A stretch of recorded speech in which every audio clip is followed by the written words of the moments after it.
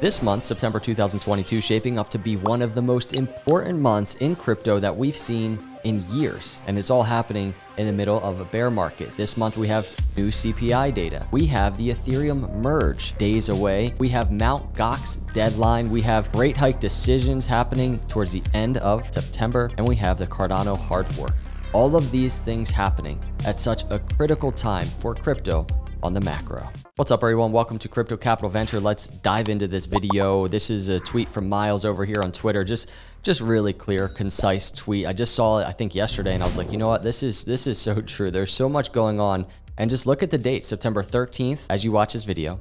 September 14th, 16th, 21st, 22nd. I want to go through each piece of this and kind of break down what's going on, starting with CPI data. You know the story, everybody. It's literally been headlines for months, these data releases. What is inflation looking like? You know, in the month of July, it was 8.5%. We're going to keep tracking that because this is really playing itself into the whole narrative and the story of where we are in the crypto bear market. And it's kind of like everybody's guessing at any given time about what's going to happen next, if inflation has topped out, where we're going. One thing that is, I think, notable to point out is this app, which is Trueflation. This is on-chain metrics based on Oracle data showing that inflation potentially topped out in March of 2022. So if this is a leading indicator for what's going on with inflation, maybe slowly but surely, truly going into the end of this year, this chart that you see here, which is the inflation data, the CPI data, potentially starting to fall right now. So July 2022,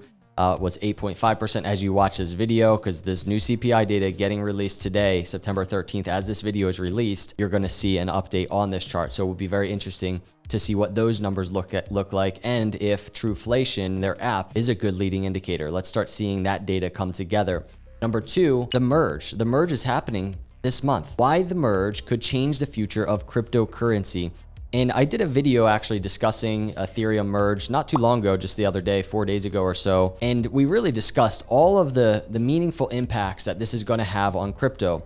So this article real quick says, think of the merge as the next generation or 2.0 version of Ethereum. After nearly 2 years thinking about and testing a new way of conducting transactions, Ethereum developers say it's finally ready for prime time. Put simply, the merge aims to reduce the number of people and computers it takes to add another data block to the Ethereum network. Simply put, everybody, Ethereum, the second largest crypto in the world, is moving from proof of work to proof of stake. And this has so many impacts. There's just so many moving arms and pieces coming out of this move in the general landscape of crypto. And it means a lot to other proof of work blockchains, which we've explored, you know, things like Ergo. It means a lot to other proof of stake blockchains, like we've explored talking about Cardano. And it just means a lot in terms of the general narrative of proof of work versus proof of stake. It means a lot to Bitcoin and what's going on there, the energy debate of Bitcoin, the number one cryptocurrency in the world. So it has so many different impacts, and they're going to be long lasting. So it's on the macro, it means a lot. So first things first, let's see how it goes. If it goes through, if it's smooth, right? That's a big deal. That'll generally play into the narrative of crypto, bullish, bearish sentiment. You know the drill, everybody, with these headlines. And outside of that, on the macro, it's going to be very interesting to see the attention being brought to other proof of work and other proof of stake blockchains. And that's something that we've discussed in this Ethereum merge video. Number three, Mt. Gox. Mt. Gox creditors failed to set repayment date, but markets to remain unaffected. 8 years ago in 2014, in case you're unaware, the crypto world was rocked by the crippling hack of Mt. Gox, a popular Bitcoin exchange, which was forced to shut down after miscreants were able to make away with approximately 850,000 Bitcoin, worth more than $16 billion at today's exchange rates. Now, nearly a decade removed, Mt. Gox customers affected by the hack have been issued a notice that they have until September 15th to make or transfer a claim. However, the payouts have been engulfed in a long-standing legal battle, with the rehabilitation plan being delayed numerous times.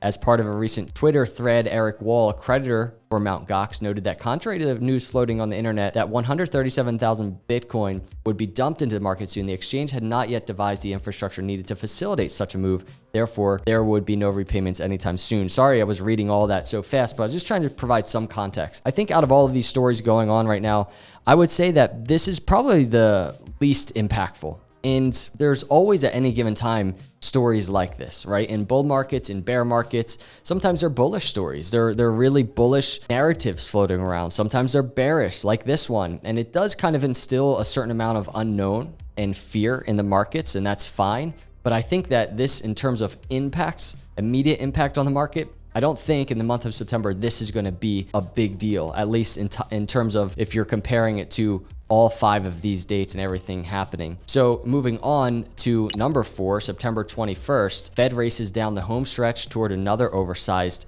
rate hike. Federal Reserve officials on Friday ended their public comment period ahead of the U.S. Central Bank's September 2021 policy meeting with strong calls for another oversized interest rate increase to battle high inflation. We just talked about this, right? We're tracking the battle of high inflation over here, potentially topping out according to Trueflation and their on-chain Oracle data. And here we are, kind of the foundation to controlling it. And that is the interest rates. That is to start trying to bring prices down by rising interest rates. Based on what I know today, I support a significant increase at our next meeting to get the policy rate to a setting that is clearly restricting demand. Now, the question is, instead of reading the rest of this article, how does that, and by the way, we look at this is September 21st.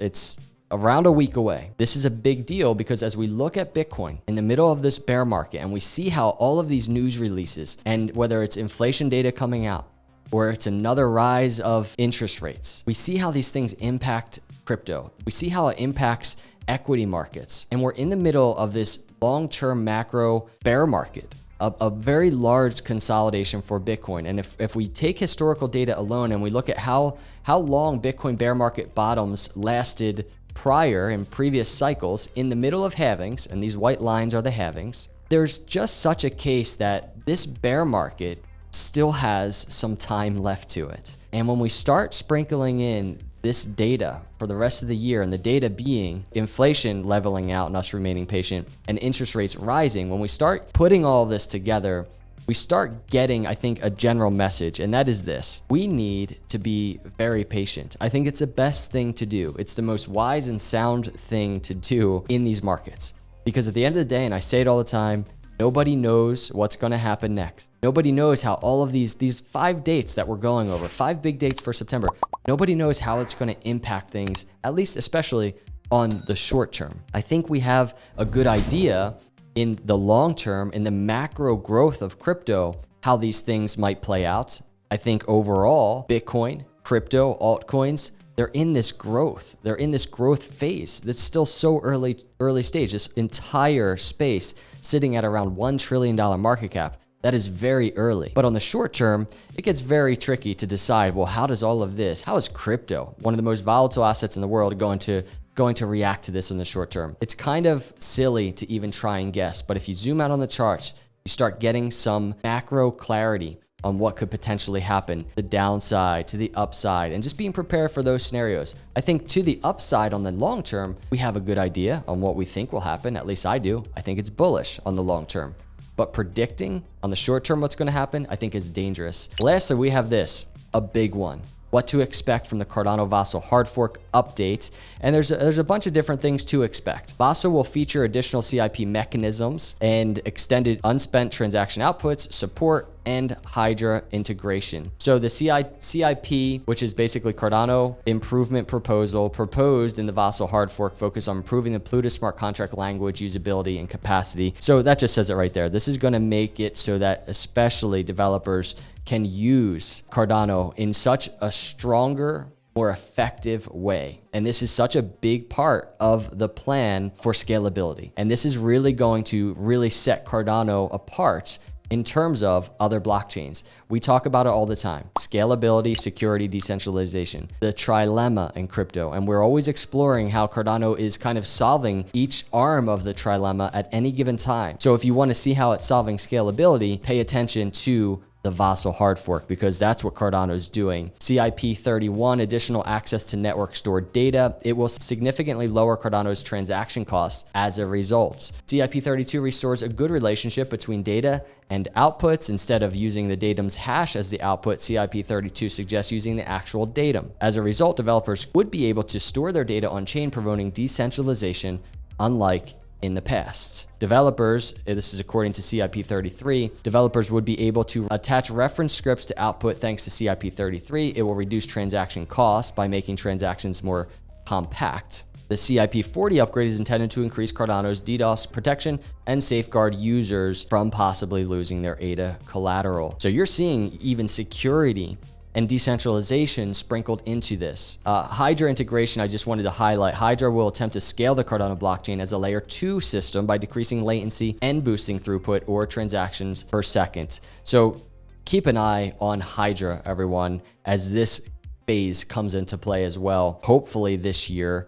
And it's really going to be a really big deal. A lot of the industry looks at transactions per second, right? And Cardano's not terrible, but with Hydra, that could just exponentially increase the transactions per second. So keep an eye on that. But right now, what's so interesting to me, especially as somebody that holds ADA, and I'm a really big fan of Cardano, many of you know, what's so big about this is it's just a fact that this Cardano hard fork combinator event is happening at right around the same time as the Ethereum merge. And I like that there's so much attention on both, because what it's doing is it's giving people the ability to see, well, where is Ethereum actually in its growth, right? Where is it? And right now they're starting to see, all right, it's moving from proof of work to proof of stake, but actually this doesn't even solve really that scalability part of the trilemma. They're really not even there yet. But then you see something like Cardano. It's already had staking mechanism. It has the most robust and largest staking mechanism for over 2 years. And it's already starting with the Vasil hard fork to really tackle scalability. So in this regard, it's very interesting to me that it appears Cardano's ahead, but yet from a market sentiment, a market standpoint, it's clearly not ahead. So that race is something to watch. So that's it, everybody. These are all the things happening in September. And you know what? There's probably more, but these are some big ones. Let me know your thoughts in the comments below. How do you think it's all going to play out? What do you think it means for crypto? I appreciate your thoughts. I appreciate you watching. Hit the subscribe if you're not a subscriber. I will see you all in the next video. Have an awesome day. God bless.